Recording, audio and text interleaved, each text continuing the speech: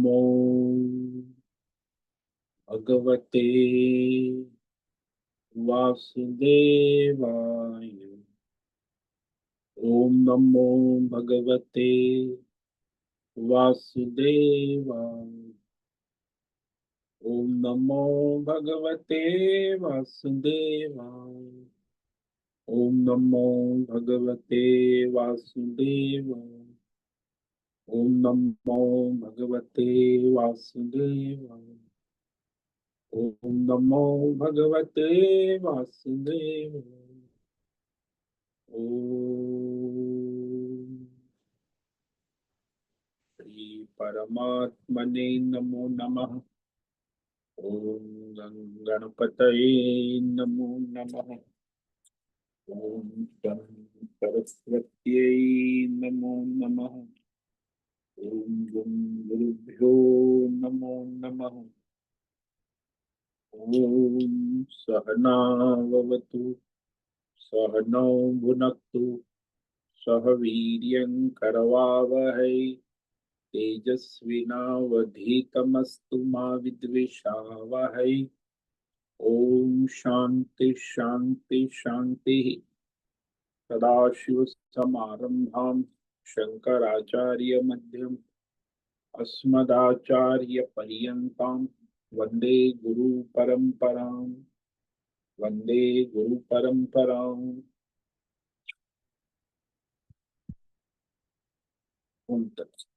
आप सभी online network पर उपस्थित भगवत गीता श्रवण साधकों को आज ऋषिकेश से हमारा प्रातः का अभिवादन, अभिनंदन, अभिवंदन। हरि ओम, हरि ओम, हरि ओम।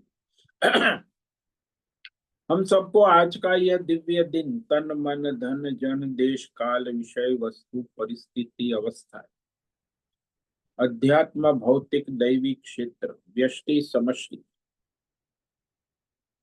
सभी को अपने अपने पूर्व में वर्तमान जन्म पूर्व जन्मों में किए हुए संचित पाप पुण्य धर्म अधर्म मिश्र कर्म के पके हुए फलस्वरूप वर्तमान में आज सभी को अपने अपने प्रारब्ध अनुसार परमेश्वरीय चिंत्य योग माया के माध्यम से प्रसाद स्वरूप में प्राप्त हुआ है। अतः आज का यह दिव्य दिन परमार्थ हेतु निष्काम सेवा यज्ञ, देव यज्ञ, ऋषि यज्ञ, पितृ यज्ञ, मानवता यज्ञ, भूत प्राणी यज्ञ, सात्विक दान, शारीरिक वाचिक मानसिक तप, निष्काम कर्म योग, ध्यान योग, भक्ति योग, ज्ञान योग, साधना, स्वाध्याय, वेद शास्त्रों का अध्ययन, अध्यापन, उपासना, आराधना के लिए समर्पित करे और करवा अत्यंत दुर्लभ मनुष्य जीवन को परमार्थ हेतु सार्थक करे और करवावे। आज विक्रम संवत 2082 श्रावण मास शुक्ल पक्ष की नवमी तिथि सुबह 9:41 तक है। उसके बाद 10वीं तिथि लग जाती। आज है विशाखा नक्षत्र जो सुबह 6:34 तक। उसके बाद अनुराधा नक्षत्र लग जाता है। आज रविवार है। सूर्य देव काल भैरव की आराधना उपासना का दिन है। और यहाँ ऋषिकेश का रात्रि का न्यूनतम तापमान सुबह 4 बजे का 18 डिग्री रहा है और दिन का दोपहर का 2 बजे का अधिकतम तापमान 36 डिग्री रहा है। वायु की गति 5-10 किलोमीटर प्रति घंटा चल रही। ईस्वी सन 2025 3 अगस्त 3 अगस्त 2025 आज चिन्मय समाधि दिन भी है। और ये 3 अगस्त 3 अगस्त 2025 सुबह के 6:45 बज चुके हैं। कलयुग का प्रथम चरण, 5136वां वर्ष, 26वां वर्ष, 7वां वैवस्वत मनवंतर, श्वेत वराह कल्प, ब्रह्मा जी का 26वां दिन और 51वां वर्ष चल रहा।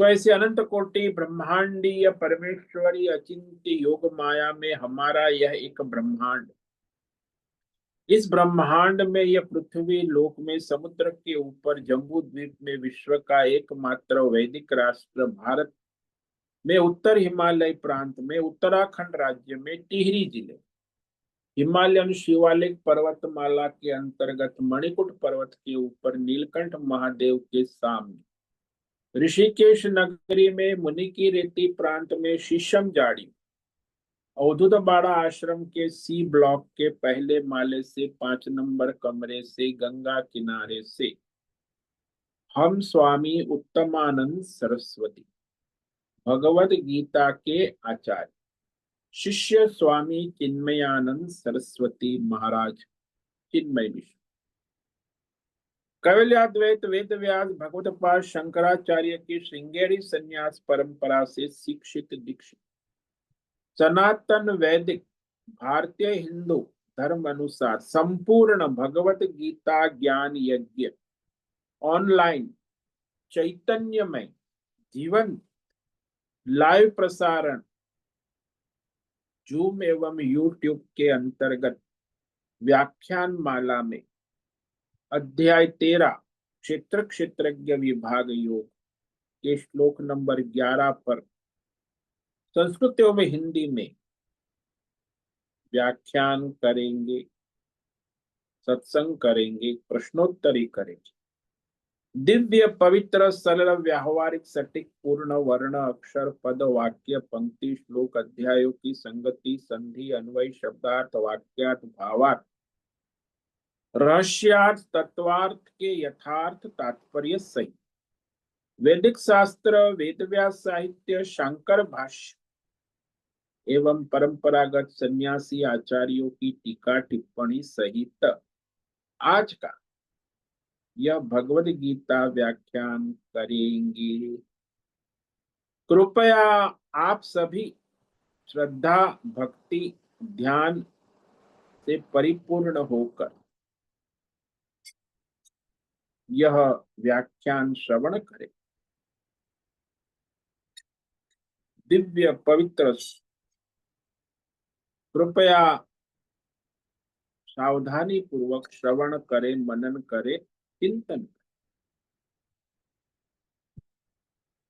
यह श्रवण साधना करे, इसमें से कुछ ग्रहण करे, धारण करे, कुछ जीवन में चरितार्थ करे और उसमें निरंतरता लाए।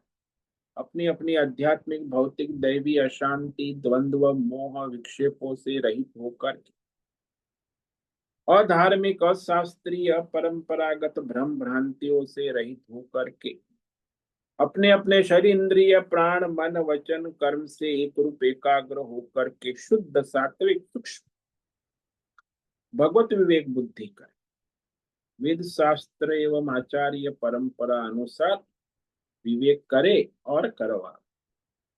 पुनः पुनः इस व्याख्यान का श्रवण करे, मनन करे, चिंतन करे, लेखन करे, चर्चा विचारणा करे, प्रचार प्रसार करे, लिंक भेजे, ग्रुप में शेयर, अपना और सबका परम कल्याण करे और करवावे। ओम तत्सत। ओम ओम। तो हमने श्रीमद् भगवद गीता अध्याय 13 क्षेत्र क्षेत्रज्ञ विभाग योग के श्लोक नंबर 11 पर विवेक विचार कर रहे हैं, जिसमें जो अज्ञान का स्वरूप है, अज्ञान का लक्षण है, अज्ञान का तत्व है, अज्ञान किसे कहते शास्त्र में अज्ञान अंधकार, तो उस अज्ञान के स्वरूप पर विवेक विचार कर रहे हैं। भगवान ने कहा एतद् ज्ञान यत् अत अन्यथा अज्ञानम इति प्रोक्तम। कहते ये जो मैंने कहा अर्जुन तुम्हें अमानित्व अदम्भित्व अहिंसा 20 दैवी गुण ये ज्ञान है। इसे ज्ञान कहो, धर्म कहो, परमार्थ कहो, सत्व कहो, और इससे विपरीत विरोधी अज्ञानम, अज्ञान कहो, अधर्म कहो, भ्रम कहो, भ्रांति कहो, मोह कहो, अंधकार कहो, जो अज्ञान है ऐसा वेद शास्त्र और आचार्य परंपरा से प्रोक्तम, अच्छी तरह कहा गया है। प्रोक्तम तो जो अज्ञान का तत्व भी कहा गया है और ज्ञान का तत्व भी कहा गया,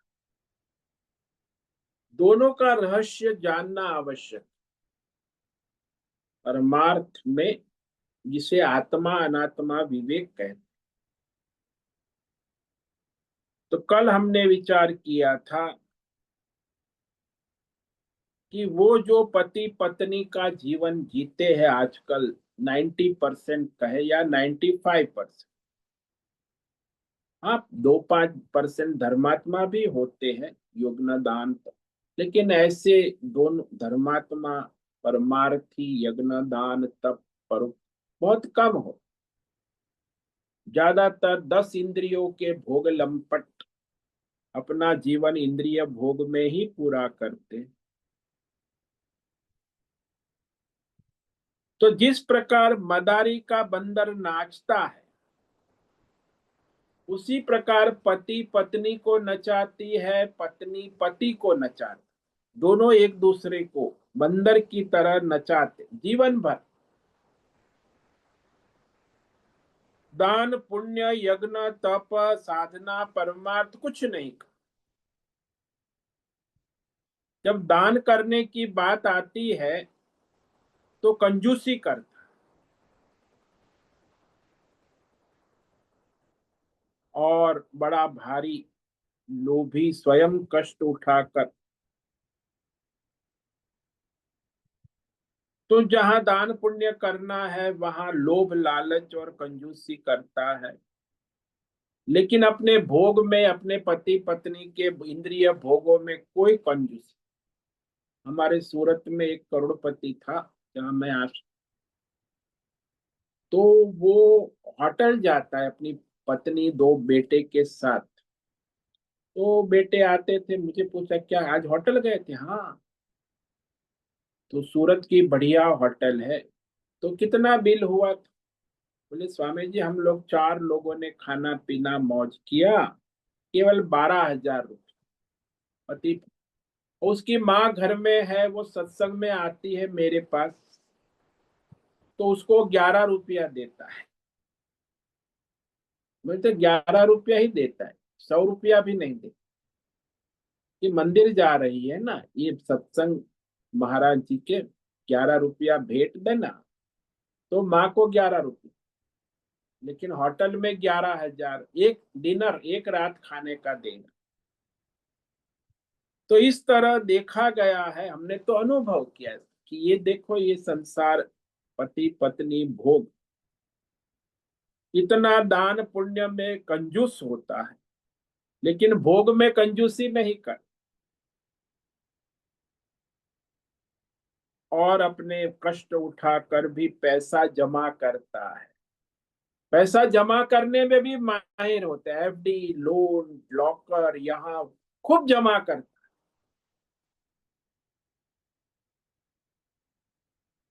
और अपने परिवार वाले, रिश्ते नाते मित्र सभी लोगों को धोखा देता रहता है। आदर सत्कार भी त्रुटि करता है, परंतु अपनी पत्नी की जो भोग इच्छा है, इंद्रिय इच्छा, श्रृंगार भोग पूरी करता। पत्नी कहेगी मैं ब्यूटी पार्लर जा रही हूँ, 5,000 तुरंत निकाल के दे दे। माँ कहेंगी मैं मंदिर जा रही हूँ, तो कहेगा ये लो 11 रुपया, पंडित मंदिर पुजारी को दे दे। तो इस तरह बड़ा उदार होता है। पत्नी को ब्यूटी पार्लर का 5,000 देता है, और वहां माता को मंदिर जा रही है, उसे 11 रुपया दे। तो इस प्रकार वो बड़ा बुद्धिमान होता है और पैसा इकट्ठा करने में भी बड़ा बुद्धिमान। और बहुत थोड़ी सी, जब देवता की बात आती है, पूजा की, यज्ञ की, आराध्य देव, देवी देव, तो उनको, अपने देवताओं को करता है संतुष्ट बहुत ही थोड़े में, अल्प में। यहाँ एक व्यापारी का बेटे की शादी थी, तो वो बेटे की शादी में उसने लाखों रुपया खर्च, बैंड बाजे वाले को 3.5 लाख दिए। हमारे यहाँ पंडित जी उनको वहां पूजा कराने, विवाह कराने गए, उनको उसने 1100 रुपया दिया। पंडित जी ने कहा, महाराज ये बैंड बाजे वाले को आपने 3.5 लाख दिया, कैटर वाले को आपने 20 लाख दिया, और ये मुझे 1100 दे रहे, कुछ विवेक करो। तो फिर उसने 11,000 निकाल के दी। तो इतना उदार होता, धर्म कार्य, पूजा कार्य में, देव कार्य में बहुत ही कंजूसी करता, भोग में नहीं करता। और इस प्रकार मंदिर में देवी देवता, ब्राह्मण की आदर सत्कार भी, उसमें भी त्रुटि करता है। और बहुत ही धन व्यय, थोड़े से धन के व्यय में देवी देवताओं को प्रसन्न करना चाहे, संतुष्ट कर। अरे देवी जी, इतना ही मैं दे सकता हूँ, मंदिर में देवी की पूजा है, नव दुर्गा, तो 101 रुपया। लेकिन और पत्नी ब्यूटी पार्लर जा रही है तो उसे 5,000। इतना महान होता है। तो देवी देवताओं को अल्प में संतुष्ट करना चाहता है। और गुरुजनों को तो सदा ही, सर्वदा, सर्वत्र, माता पिता, आचार्य, गुरु, उनके लिए धन व्यय करने में असमर्थता प्रकट कर, अरे मेरे पास पैसे ही नहीं है। माता पिता, आचार्य, गुरु के लिए वो असमर्थता प्रकट कर।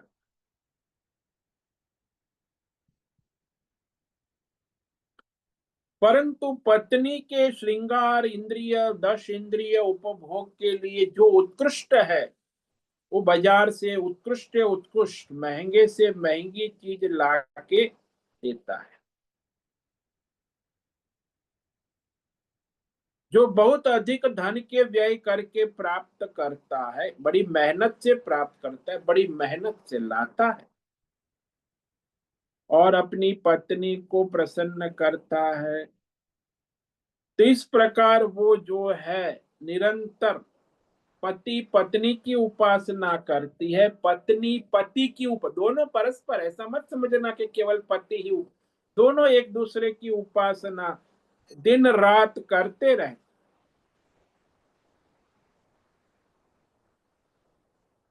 तो जिस प्रकार कोई अनन्य भक्त अपने भगवान देवता आराध्य की उपासना भजन कर, उसी प्रकार ये लोग भी एक दूसरे की अनन्य भक्ति उपासना, उसे वो प्रेम कहते, कितना प्रेम है। वो बॉलीवुड वाले इस प्रेम को बड़ा प्रचार करते हैं, गाने बजाए, फिल्म देखते हैं, देखो कितना प्रेम है, हम बने तुम बने एक दूजे के लिए। तो ऐसी फिल्म आती है, गाने सुनते रहते, इस प्रकार के गाने, और समझते देखो हम कितने सफल है, सक्सेसफुल, कितना प्रेम करते, पति पत्नी में कितना प्रेम है। तो वो अपने जो कोई भी चीज लाता है, तो जो बढ़िया से बढ़िया विषय होता है, वो अपनी पत्नी स्त्री के लिए रख, और दूसरों को सामान्य जीवन निर्वाह योग्य भी कोई विषय वस्तु नहीं दे। माता पिता को भी कहते दवाई के पैसे नहीं है, लेकिन पत्नी को श्रृंगार के खर्च देता है। इतना बुद्धिमान हो और दूसरों को सामान्य जीवन निर्वाह योग्य भी वस्तु नहीं देना चाहता। अरे उसकी आवश्यकता है जीवन निर्वाह। अरे तेरे पिताजी है उसकी, अरे दवाई बंद करो बहुत हो गया, अब दवाई महंगी हो गई। अरे पिताजी की दवाई, लेकिन पत्नी का खर्चा बंद कभी नहीं। जीवन निर्वाह योग्य वस्तु भी अपने माता पिता स्वजनों को नहीं देना चाहता। और जो यह समझता है कि यदि कोई मेरी पत्नी की ओर आंख उठाकर देखेगा तो उसकी आंख निकाल लूंगा, बड़ा लड़ाई झगड़ा करेगा, मानो प्रलय आ गया, प्रलय के समान अनर्थ, तुम मेरी पत्नी की ओर घूर के देख रहे हो, तेरी आंख निकाल लूंगा, लड़ाई करेगा, झगड़ा करेगा, माटा पीटी करेगा, मार भी देगा। अरे तुम्हारी हिम्मत कैसे हो मेरी पत्नी की ओर आंख उठाकर देख। तो ऐसे बड़ा प्रेमी अपना भगत अपनी पत्नी का प्रेमी होता है। तो इस तरह देखा गया है कि संसार में पत्नी की छोटी सी छोटी बात भी उसी प्रकार पूरी करता है जिस प्रकार मनुष्य देवी देवताओं को चढ़ावा चढ़ाते हैं,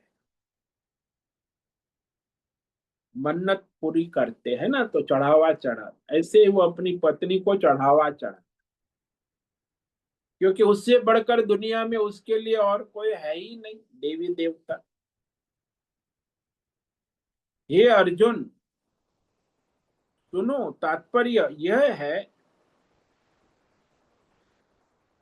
कि वो संसार में अपनी पत्नी को सर्वस्व समझता है, उससे बढ़कर संसार में और कोई है ही नहीं, न देवी न देवता न ईश्वर न माता न पिता न आचार्य।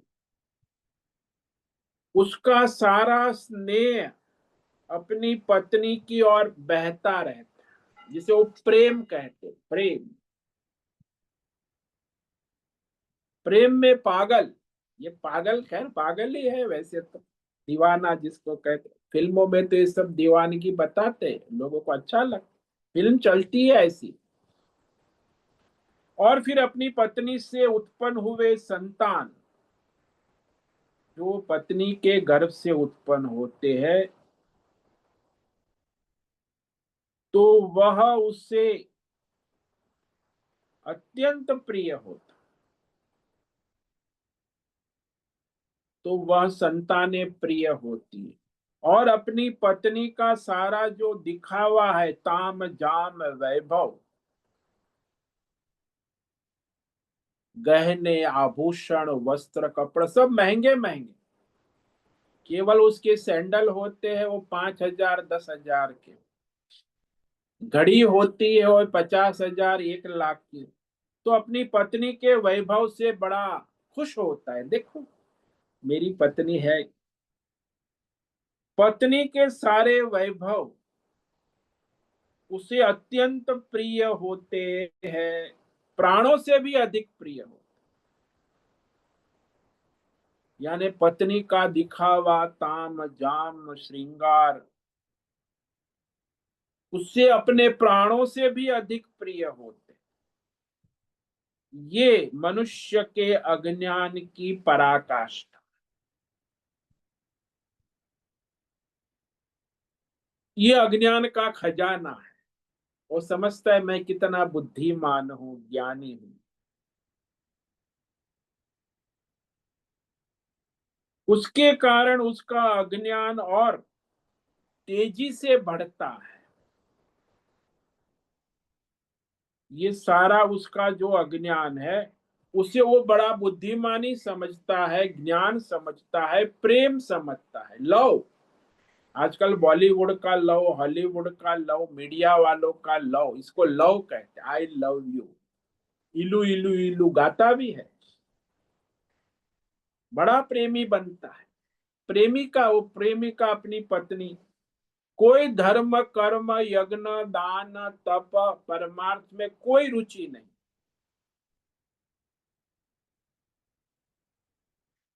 यह प्रत्यक्ष अज्ञान ही प्रकट रहता है। जैसे समुद्र के अंदर वो जो लंगर नहीं लगा है, बिना लंगर की नाव होती है ना, वो बिना लंगर की नाव समुद्र के अंदर खुली छूटी हुई लहरों के साथ आगे पीछे ऊपर नीचे दाएं बाएं दसों दिशाओं में घूमती रहती।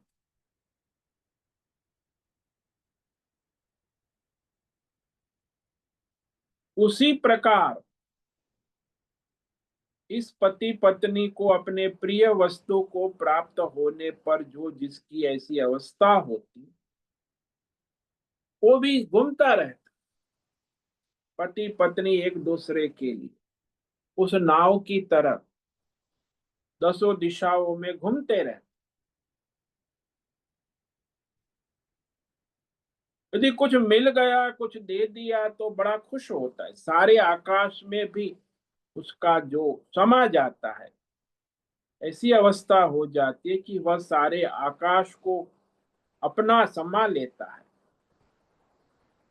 पत्नी को प्रिय है, पति को प्रिय, वो पत्नी भी बड़ी स्मार्ट होती, उसे क्या प्रिय है वो करती है बड़े। और वो पति भी अपनी पत्नी के प्रिय, केवल इंद्रिय विषय भोग और कोई धर्म कर्म से मतलब नहीं है, तो एक दूसरे के इंद्रिय विषय भोग प्रिय जानते हैं तो उसके लिए दिन रात लगा देती है। यहाँ एक फूल वाली मुझे कहती है कि महाराज, मैं क्यों, तो गुल्लक में पैसा डालती है, क्यों डालती? बोले मेरा, अरे भाई फूल वाली है, चार बच्चे हैं, कुछ है, बचाती है किसके लिए? बोले मेरे पति को सोने के चैन का शौक है, इसीलिए पति के लिए सोने का चैन लाना है। अरे यहाँ तेरी दाल रोटी का ठिकाना नहीं है, चार पांच बच्चे हैं, फूल बेच रही है और पति के प्रेम में दीवानी, उसे सोने की चेन लानी। और सोने की चेन मैंने कहा कितने की आती है पता है? एक तोला सोना जो है 50,000 का है, दो तेला, एक तेला में तो कुछ होगा ही नहीं। दो तीन तो 1 लाख 2 लाख का चेन होता। कोई बात नहीं, मैं जमा करूंगी अपने पति। तो इस तरह ये जो है प्रेमी प्रेमिका पति पत्नी, इसी में उसका जीवन पूरा हो जाता।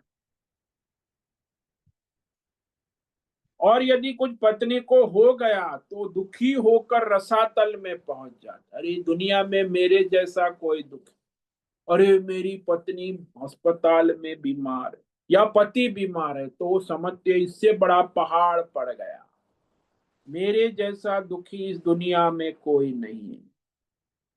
तो रसातल में पहुंच जाता है पति या पत्नी कोई भी। तो इस प्रकार ये जो है पति पत्नी गृहस्थ धर्म के बंधन में पड़ा, इसी को संसार कहते हैं, बंधन। इसी बंधन में वो उसे मुक्ति समझता है, लेकिन इस गृहस्थी के बंधन में पड़ा रहता है। चाहे कितना भी बुद्धिमान, हमने देखे बड़े बड़े बुद्धिमान डॉक्टर इंजीनियर, यहाँ तक कि जो बड़े बड़े ब्राह्मण पंडित विद्वान ज्ञानी, चाहे कितने भी बुद्धिमान हो, वह ये अज्ञान का चोला ओढ़कर अपनी पत्नी की गुलामी करते हैं।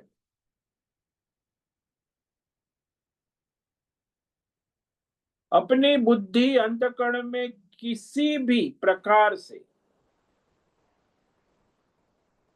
वह अपनी पति पत्नी की भक्ति करते, जैसे भक्त भगवान की भक्ति करता है ना, उसी प्रकार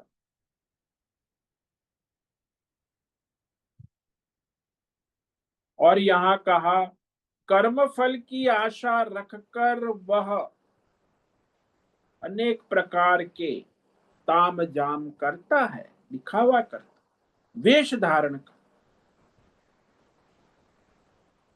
जैसे यहाँ दृष्टांत दिया कि जिस प्रकार कोई बहुरूपिया है, सन्यासी का वेश धारण करता है और पूरे गांव में घूमता है, इसी तरह ये भी दिखावा कर।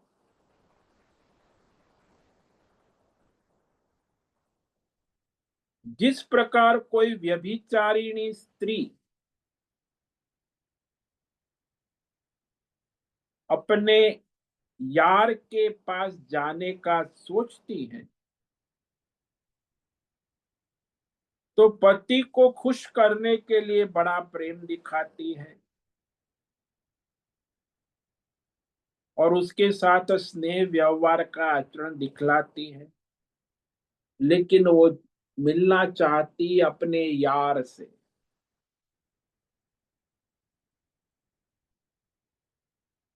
इसी प्रकार हे अर्जुन, जो ऊपर से दिखाने के लिए भगवान की भक्ति करता है, लेकिन वास्तव में उसकी दृष्टि संसार के 10 प्रकार के इंद्रिय विषय भोगों को संपादित करने की ही रहती।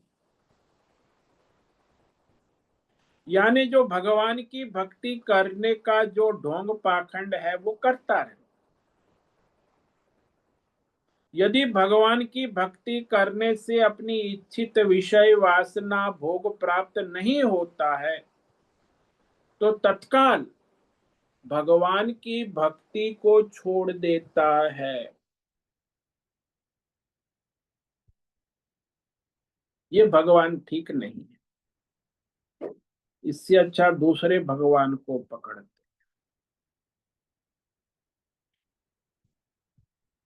तो इस प्रकार वो जो है नित्य नए नए देवी देवताओं की आराधना करने में लग जाए, बदलता रहता है देवी देवता भगवान ईश्वर। जैसे वो किसान होता है, नई नई जमीन लेकर वहां खेत जोतता रहता है, ये भी अपने जो है नए नए देवता और पुराने देवता को छोड़कर नए नए देवताओं को ढूंढता है और उनकी सेवा भी करता। आचार्य गुरु को भी बदलता रहता है कि ये गुरु ठीक नहीं है, इसके पास कोई ठाठ बाट दिखावा नहीं है, तो दूसरा जो ठाठ माठ वाले गुरु होते हैं ना, उसका भगत बन जाता है। यानी गुरुओं को भी बदलता रहता है, भगवान को भी बदलता रहता है। मूल उसको चाहिए इंद्रियों के भोग, 10 इंद्रियों के भोग जहां उसे कम से कम मेहनत से मिले। यानी उसका लक्ष्य ये सारा भक्ति करना, गुरु भक्ति करना, गुरु दरबार जाना, सत्संग, सब जगह उसका प्रयोजन यही होता है कि 10 इंद्रियों के भोग मिले, वो भी फ्री में मिले। इसलिए गुरु धाम जाता है, मंदिर जाता है, आश्रम जाता है। तो इस प्रकार संसार में घूमता है। और एक बात ये कही कि उसका मंत्र यही होता है कि कहाँ अधिक से अधिक इंद्रिय के भोग प्राप्त हो।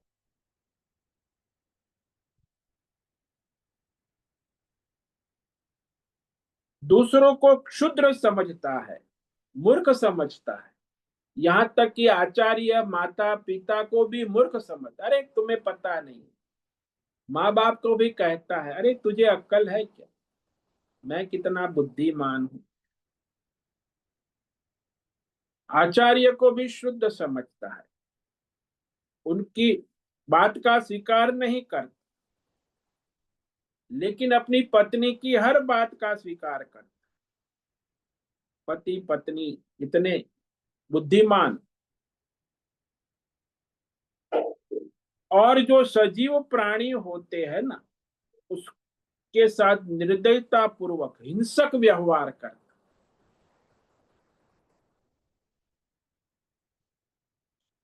और ये जो वृक्ष है, पत्थर है, उनको देवता समझकर पूजा करता। एक तरफ मंदिर जाता है, वृक्ष की पूजा करता है, और मंदिर से बाहर आकर कुत्ते को डंडे मारता। यानी जीवंत प्राणियों के प्रति क्रूरता का व्यवहार। और फिर पत्थर और वृक्षों की पूजा कर। इस प्रकार जिसकी भक्ति किसी भी प्रकार से ठीक से नहीं होती, भगवान की मूर्ति की पूजा करता है, लेकिन क्यों करता है? अपना घर है, घर में भगवान की मूर्ति फोटो रखता है। कहाँ रखता है? किसी एक कोने में स्थापित। या तो पूरा बंगला बनाता। मैं कई बंगले में गया हूँ कि वो बंगले में जो स्टेयरकेस के नीचे खाली जगह होती है, वहां भगवान का मंदिर होता है। ये कोना है, खाली जगह है, यूजलेस प्लेस। तो वहां स्टेयरकेस के नीचे की खाली जगह है, वहां भगवान का मंदिर बनाता है। बड़ा बुद्धिमान हो। घर के किसी कोने में भगवान देवी देवताओं की मूर्ति स्थापित करता है। और घर में मूर्ति स्थापित करके बाहर देवी देवताओं की तीर्थ यात्रा में निकल जाता है। और घर में स्थापित मूर्ति की भी कभी कभी पूजा करता है, कभी नहीं करता। वो भी खासकर विशेष पर्व आता है, तो विशेष पर्व में मंगल कार्यों में देवी देवताओं की अर्चना बड़ी धूमधाम से। भीड़ लगती है भक्तों की। जन्माष्टमी है, महाशिवरात्रि है, श्रावण महीना है, सोम, अरे बड़ा भगत बन जाता है। विशेष पर्वों में तो बड़ा भगत बन जाता और देवताओं की आराधना करने लगता है। तो इस प्रकार ये सब अज्ञान का ही खेल है, अज्ञान का ही अंधेरा है, माया है।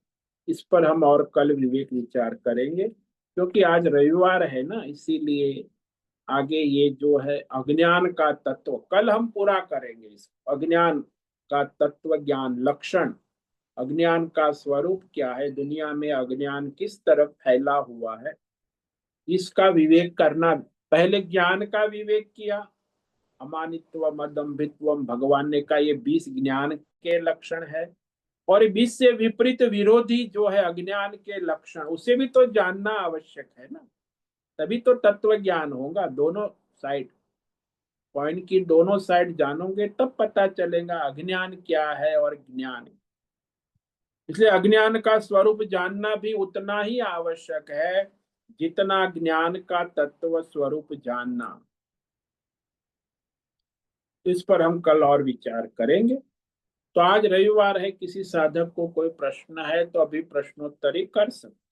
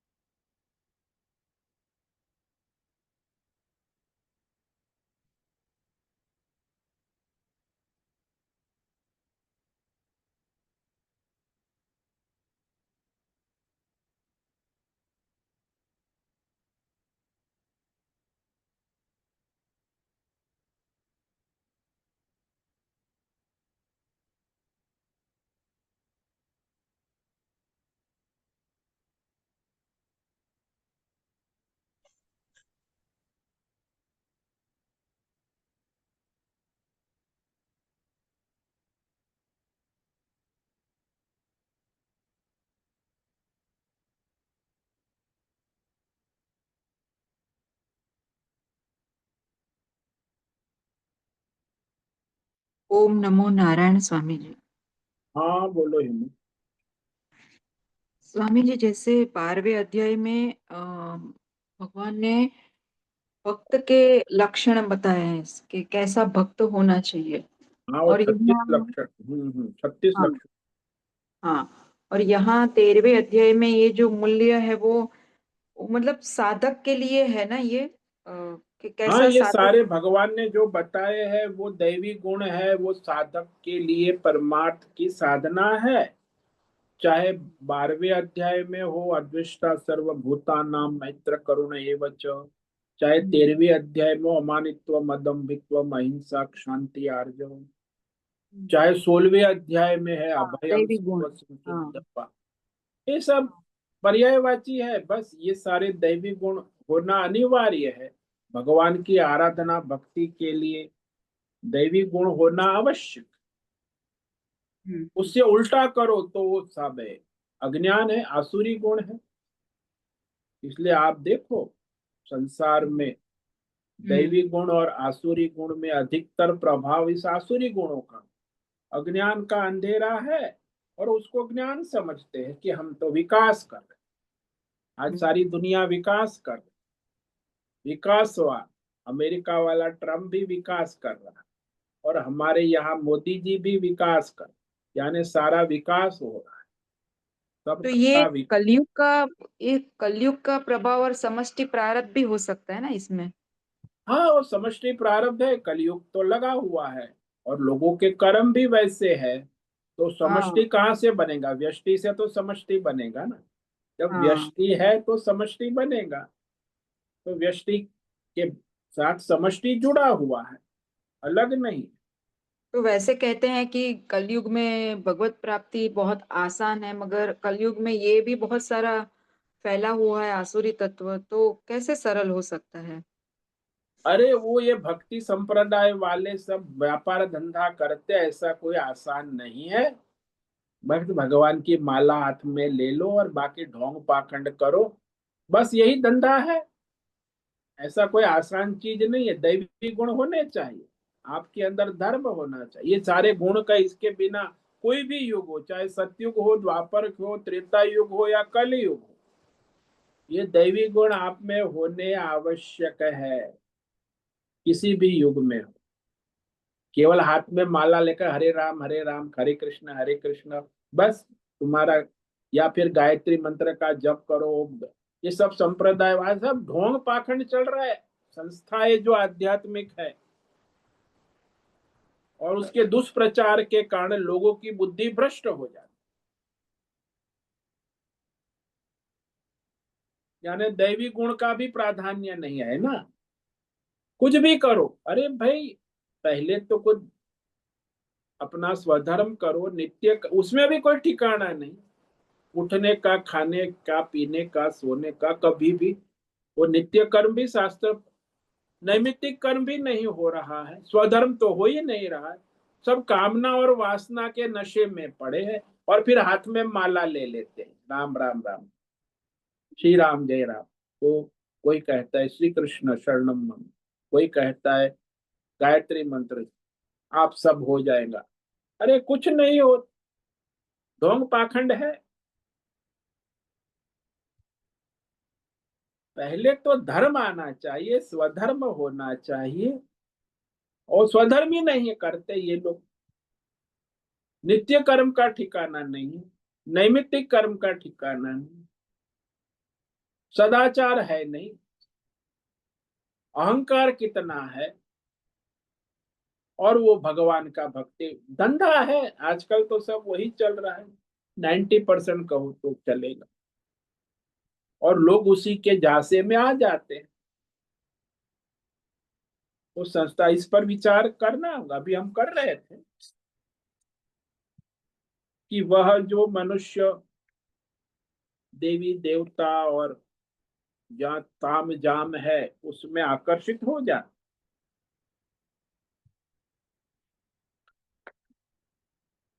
तो फिर वह परमार्थ से वंचित हो जाता है।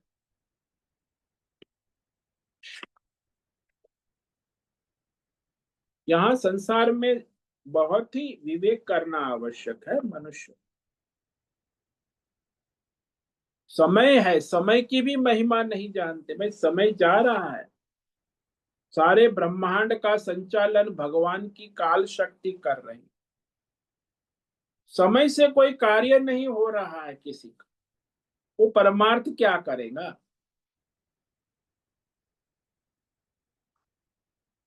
तो ये तो बड़ा रहस्यमय है। मतलब ये जो भक्त के लक्षण बताए हैं वो, और साथ में हमें अपने आचरण पर भी ध्यान रखना है कि अरे सारा नित्य कर्म, नैमित्तिक कर्म, स्वधर्म, वर्तमान में 24 घंटे में आप क्या कर रहे हो। हम्म। मैं देखता हूँ तो अरे मेरे 6 घंटे 8 घंटे तो मेरे नित्य कर्म में चले जाते। 8 घंटे मैं ये स्वाध्याय पढ़ना पढ़ाना करता हूँ, 8 घंटे सोने। मेरे पास 24 घंटे टाइम ही नहीं। सुबह उठना है तो उठ के सुबह 3 बजे उठ के योगासन प्राणायाम करना है, नहाना, उसमें 2 घंटे चले जाते। फिर स्वाध्याय करना है, फिर नाश्ता करना, नाश्ता हमें बनाना खाना 1 घंटा उसमें चला जाता है। फिर वापस दोपहर का खाना, उसमें 1 घंटा चला जाता। फिर वो मालिश वाला आता है, मालिश वाला 1 घंटा ले लेता है। फिर मेरा वो जो घूमने का शाम को 5 6 तो 1 घंटा घूमने टहलने में चला जाता। 8 घंटा तो ऐसे मेरे नित्य कर्म में चले जाते, वो भी टाइम। और रहा 8 घंटा, उसमें मुझे ये गीता पढ़ना है पढ़ाना है। 3 क्लास लेता हूँ, एक गीता शाम को, भागवत दोपहर, और उसकी पढ़ाई पढ़ना पढ़ाना। समय कहाँ है। और 8 घंटा सोने में चले जाते। 24 घंटे मिले हैं, और इसमें कुछ दूसरा ये ना छोड़ेंगे नित्य कर्म तो समस्या बढ़ेंगी। जानो कि मैं मुझे 3 बजे नहीं उठा और मैं 6 बजे उठा तो ये क्लास मेरा ठीक से नहीं होगा, डिस्टर्ब हो जाएगा। आज मैं 5 साल से क्लास ले रहा हूँ, 3 बजे मेरा उठना है, 4 बजे मेरा ब्रह्म स्नान 40 साल से होता। नित्य कर्म नहीं कर रहे, परमार्थ की तो बात छोड़ो, वो भी समय से नहीं हो रहा। तो फिर वहां कहाँ से धर्म आएगा, स्वधर्म आएगा, परमार्थ आएगा, दैविक। तो प्राथ शुरुआत यहां से है। नित्य कर्म, नैमित्तिक कर्म, स्वधर्म, ये पास करोगे तो फिर आगे जो है कामना वासना को छोड़ोगे। कामना वासना को छोड़ोगे तो फिर कुछ धर्म कर्म करोगे, और धर्म कर्म करोगे तो दैवी गुण आएंगे। दैवी गुण आएंगे तो फिर परमार्थ की योग्यता। यहाँ तो सब डावाडोल है, कोई ठिकाना ही नहीं है। न नित्य कर्म का ठिकाना है, न नैतिक, न धर्म का ठिकाना है, न स्वधर्म का पता है। और परमार्थ तो संभव ही नहीं है ना। पहले तो अपनी योग्यता बनानी चाहिए। दैवी गुण भी तभी आएंगे जब आप अपना स्वधर्म करोगे, निष्काम भाव से करोगे, धर्म करोगे, तब दैवी गुण आए, नहीं तो आएंगे ही नहीं। ये धर्म धर्म की खिचड़ी पकाएंगे तो दैवी गुण आएंगे ही नहीं। अब दैवी गुण आएंगे तो फिर आप साधन चतुष्टय संपन्न विवेक करो, विवेक वैराग्य शम दम कर पाओ विवेक, और तब जाके आप परमार्थ में आगे बढ़ सकते। मुझे ब्रह्मचारी, यहाँ एक ब्रह्मचारी कल ही पूछ रहे थे, महाराज क्या। मैंने बोला तू यहाँ आ गई, अभी तो अपना कुछ स्वधर्म कर्म करती है। बोले नहीं। तो मैंने यही कहा उसको कि पहले तो अपना नित्य कर्म नैमित्तिक कर्म टाइम से करती। कितने बजे नहाती। बोले 6 बजे नहाती। बोले 6 बजे कोई नहाने का समय। तो साधक है ब्रह्मचारिणी, 4 बजे स्नान हो जाना चाहिए। अब यहाँ ही नित्य कर्म में ही ठिकाना नहीं। अब 6 बजे नहाएंगे तो फिर वो कैसे उसका सारा साधन भजन होगा। तो ये सारा जो है बड़ा साधक लोगों में भी बड़ा भ्रम है कि कभी भी कोई कोई ठिकाना ही नहीं। न नित्य कर्म का ठिकाना है, न नैमित्तिक कर्म का ठिकाना है, न स्वधर्म का ठिकाना है, न धर्म कार्य का ठिकाना है, और फिर दैवी गुण भी नहीं है कोई ठिकाना। और फिर परमार्थ करने लगो। पहले तो ये ठीक करो ना, तब परमार्थ होगा ना। वही मैं बार बार कहता हूं ना कि प्राइमरी स्कूल का ठिकाना नहीं है, प्राइमरी मैथमेटिक्स ठीक से नहीं आता है, हाई स्कूल का मैथमेटिक्स नहीं आता है, और पीएचडी करने चले जाते। पहले प्राइमरी का मैथमेटिक्स ठीक करो, हाई स्कूल का मैथमेटिक्स ठीक करो, फिर अपने कॉलेज का बीएससी मैथमेटिक्स पास करो, फिर एमएससी मैथमेटिक्स पास करो, तब एमएससी पीएचडी में लो ना दाखिला, तब तो योग्यता बनेगी। ये अध्यात्म में तो सब खिचड़ी ही चलता है, सब लोग कहीं भी जाते। अभी एक ब्रह्मचारी कह रही थी मैंने विवेक चूड़ामणि पढ़ा उपनिषद। मैं बोला देखो ये तो आपका मगज बुद्धि भ्रमित हो जाए, क्रम से साधना करो।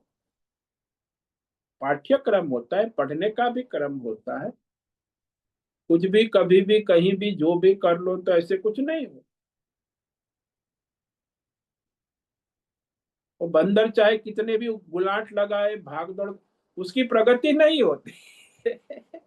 वो बंदर जो है पैदा हुआ है बंदर है, वो बंदरिया है, दोनों की जोड़ी जम जाती है। और बंदर बंदरिया मरते हैं तो बंदर बंदरिया बनकर ही मरते हैं। ऐसे ही ये सब पति पत्नी ये सब बंदर बंदरिया का खेल है। कहाँ कोई धर्म कर्म परमार्थ दैवी गुण दिखते ही नहीं। जीवन मनुष्य है वो तो भाई दुर्लभ है, वहां पहले तो स्वधर्म आना चाहिए। नित्य नैमित्तिक कर्म सब काल के अनुसार समय स्थान की योग्यता है। समय तो सबसे बड़ी चीज है, लेकिन समय का तो कोई महत्व मानते ही नहीं। सारी सृष्टि का संचालन परमात्मा काल बनकर करते, स्वयं नहीं करते। और बाद में ये सब माया का खेल चल, काल का महत्व ही नहीं।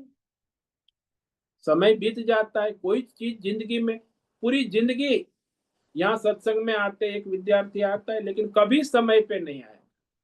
3:45 सत्संग होगा तो आएगा, 4:15 4:30, फिर मुझे कहेगा मैं सो गया था। अरे भाई तू 3:45 सत्संग है तो समय से आओ, समय से जाओ। तो इस तरह कोई निष्ठा ही नहीं, न समय का पालन है, न देश न काल न विषय, न अपना व्यवहार किसी में। जब व्यवहार में ही धर्म नहीं है, दैवी गुण नहीं है, तो फिर परमार्थ कहां से हो? पहले तो व्यवहार में धर्म आना चाहिए, दैवी गुण आने, तब जाके परमार्थ हो।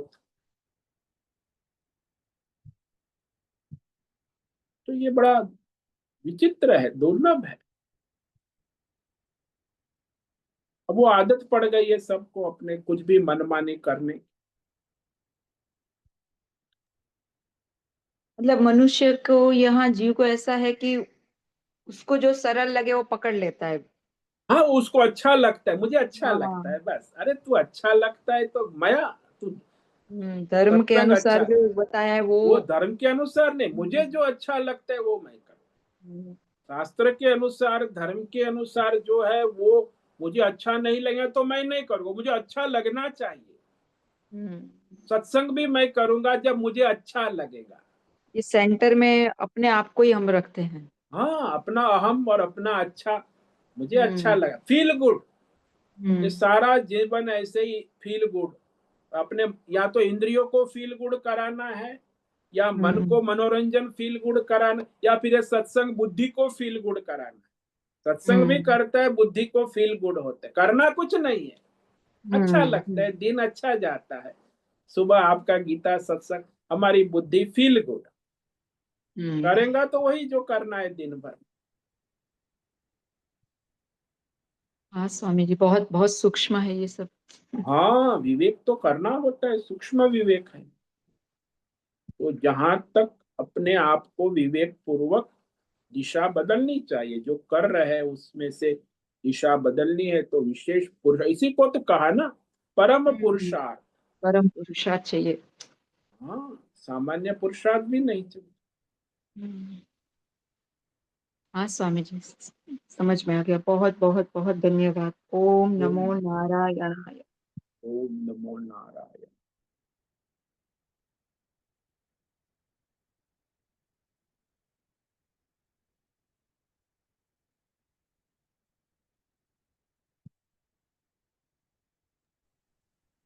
नमो नमः गुरुदेव।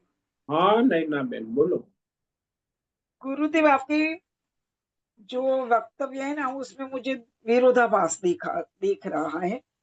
आप एक तरफ से पति पत्नी की निंदा करते हो, उसके स्वभाव को, वे उसकी सेवा करता है, वो उसका सेवा कर, और हम्म। दूसरी तरफ अपने धर्म में पत्नी को पति की सेवा करना ही है, काम करना ही है, उसको खुश करना ही, उसको नारायण समझना है। तो ये विरोधाभास क्यों दिखाई देता है?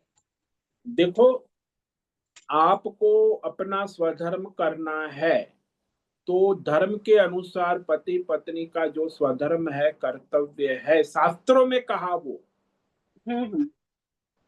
और उसके बाहर तो आप चले गए, मनमानी बुद्धिमानी करते हो और तो केवल इंद्रिय भोग लंपट हो जाते हो, तो वो तो दुर्गति के सिवा और क्या है? विरोधाभास कहाँ है? सीधी बात है, एक तरफ आप धर्म कर रहे हो, शास्त्र हो, स्वधर्म कर रहे हो, और दूसरी तरफ आप भोग में डूबे हो। नहीं, भोग नहीं है, सेवा है। भोग की बात नहीं है यहाँ पे। अरे कोई सेवा बेवा नहीं है, इंद्रिय भोग है। एक दूसरे को तृप्त करना है इंद्रियों से, और क्या कर रहे हो? कोई धर्म के अनुसार कोई व्रत, एकादशी व्रत ठीक से किया है? क्या सेवा करते हो? कोई धर्म नहीं है शास्त्र के अनुसार, एक व्रत भी ठीक नहीं करते हो। क्या धर्म है जीवन? धर्म के बिना आपका पति पत्नी धर्म केवल भोग ही है। हाँ। अरे भाई, धर्म विवाह हुआ है, भोग विवाह नहीं हुआ है। धर्म का पालन करने के लिए आपने संकल्प किया है, 7 वेदी पे 7 फेरे लिए है।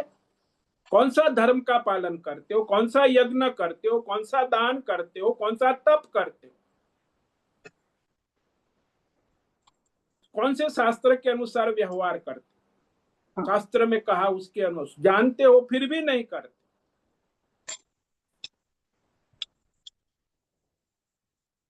ढोंग पाखंड है। जब तक धर्म नहीं आएगा, शास्त्र नहीं आएगा आपके जीवन में, स्वधर्म नहीं आएगा, आपका पति पत्नी का धर्म केवल ढोंग पाखंड और भोग ही है, 10 इंद्रियों का। कहाँ विरोधाभास है इसमें? स्पष्ट है, एक तरफ ये चॉइस है, एक तरफ ये है। आप लोग करते क्या हो? अपनी मनमानी बुद्धिमानी करते हो। एक व्रत भी एकादशी का नहीं करते हो ठीक से। भोग करते हो, एकादशी का भी भोग करते हो, पति पत्नी बन के बैठे। कोई धर्म किया जीवन में, 7 फेरे लिए, इतने हो गए, 50 साल गृहस्थ जीवन, शास्त्र के अनुसार, धर्म के अनुसार। जैसे सीताराम, कितनी मर्यादा पुरुषोत्तम।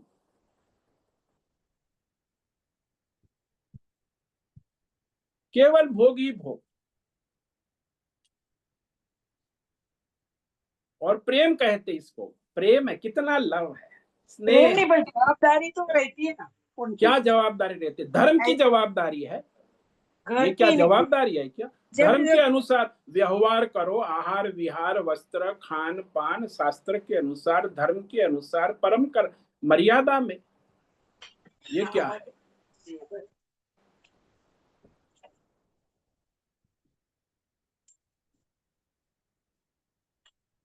तो ये तो विवेक है ही नहीं। और फिर हम कहते हो कि क्या विरोधाभास का? सीधी बात, एक दिशा ये अंधेरा है, ये प्रकाश है। आप अंधेरे को प्रकाश मान के बैठे हो, और प्रकाश है ही नहीं, और आप समझते हो हम प्रकाश में है। आप अंधे हो और आप समझते हो कि हम देख रहे हैं, सब देख रहे हैं। वो अंधा बन के अंधेर नगरी में प्रकाश में घूम रहा है, वो समझता है प्रकाश है। जहां तक धर्म शास्त्र परंपरा जीवन में नहीं आएंगी, अंधेरा ही है।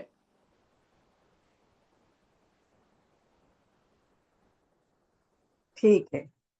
समझ में ओम आया? नमो क्या नारायण। विरोधाभास तो नहीं है ना? सीधी बात है, एक तरफ धर्म है, एक तरफ अधर्म। धर्म एक तरफ धर्म शास्त्र है, के सब परंपरा है, और एक तरफ वो है, और एक तरफ आपकी मनमानी है, बुद्धिमानी है, भोग है। आपको चॉइस क्या है? आप क्या चॉइस करते हो?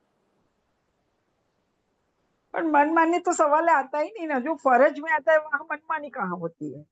अरे फर्ज शास्त्र के अनुसार होती है, धर्म के हाँ, अनुसार। शास्त्र के अनुसार जब पति पत्नी बनते हैं तो फिर उनका काम करना वो मनमानी थोड़ी है। अरे धर्म विवाह है तो शास्त्र के अनुसार धर्म करो, कर्म करो, यज्ञ करो, दान करो, तप करो। ऋषि मुनि सब विवाह, अरे तो केवल पैसा कमाना और भोग करना, और क्या करते हो?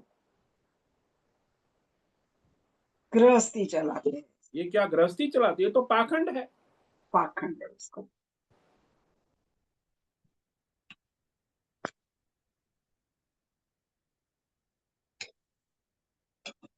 ओम नमो नारायण गुरु। ओम नमो नारायण।